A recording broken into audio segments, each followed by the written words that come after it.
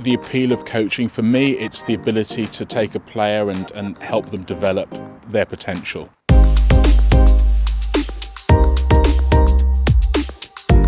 I got involved with coaching, basically taking my sons to Roslyn Park when they were sort of both minis, and sort of just being a dad on the sidelines, really.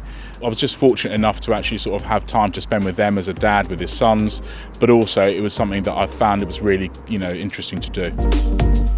I coached at Feltham Young Offenders Institute with Dominic Palacio, who's the head of community here at Richmond. I mean, there's some really talented athletes there. There were some really intelligent young men there, but for whatever reason, they'd made, poor decisions. But through rugby and through the sessions that we did, it gave them a sense of purpose, and also saw that there was strength in being someone different as well. So that was really satisfying to actually do that.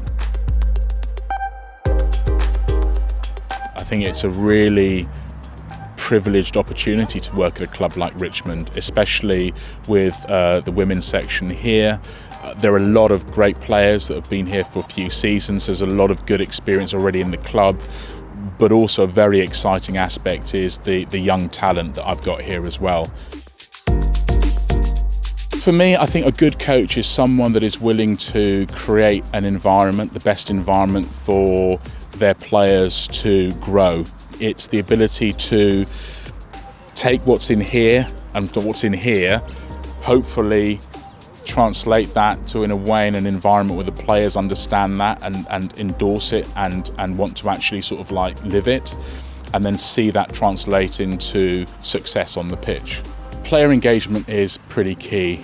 They need to feel that you understand them as individuals, because there are times when you have to be quite frank and honest in terms of feedback that you're giving them, and sometimes it's not easy for that to hear, but if there is that level of respect between, and it's a mutual respect, I think players take that on board, and that will help them develop as well.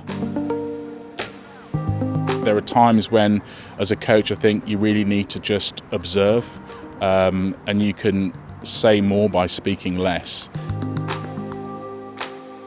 I'm always looking to see where I can learn. I learn from the players sometimes. They will feedback in certain things in terms of sessions or plans that I've developed, or if we're doing something actually out in training.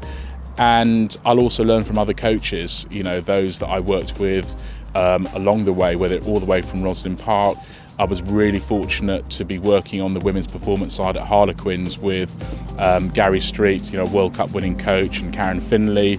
So you're always looking to absorb from there, and I had a really good mentor when I did my level 3 with Tony Robinson. So I think I count myself pretty lucky and fortunate of being able to sort of exchange views and opinions and think about sort of various sort of aspects of my development with those particular coaches.